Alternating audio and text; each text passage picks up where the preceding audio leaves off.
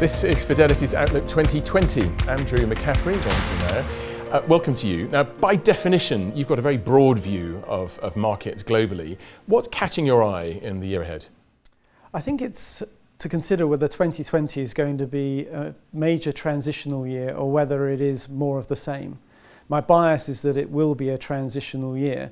And maybe the biggest part of that is looking to the US and how we could see changes there that could have a massive influence across the world. Well, let's take a specific example then, because we've got a chart that I'd like you to talk us through. US companies don't share consumers' optimism, it says, and we can see for the past couple of years it seems to have tanked. So what's going on there?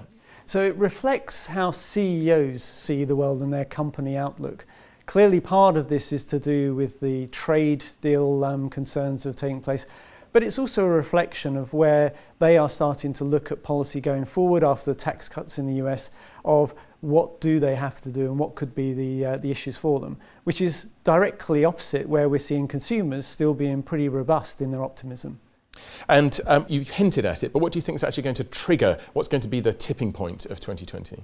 So I think it's got a great deal to do with policy settings and the risk of them. So Elizabeth Warren is a candidate for the Democratic candidacy. She is someone who has a very radical policy shift that could be very influential on how CEOs see the world and how they manage their companies. Some people think that consumers could actually carry the economy in the US, certainly.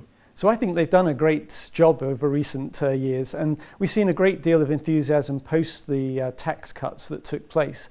But I think a lot of that is now starting to run into also headwinds, that we've got job offerings in the US are starting to turn into a negative profile. Actually, again, I think we've got the chart that you sent through. So it's been pretty positive for a long time, but dipping down now. And that's consumers running out of steam. That's the signal. And I think it's a risk of that because the unemployment rate is very low, that if companies start to behave in a way that is more cautious because they see that the risk is that policy shift could take place, then it means that they're likely that job offerings are going to continue to decline, but actually unemployment is no longer going to continue to decline. So that's a fairly sombre assessment of the year to come. I'm sure you're still seeing some opportunities. Where are they?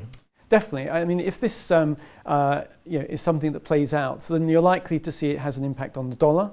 It's likely to see that capital that's flowed into the US could possibly start to flow out. I think that will have very positive implications for members of the developing world and for certain emerging markets. Where in particular, where do you think that money will go?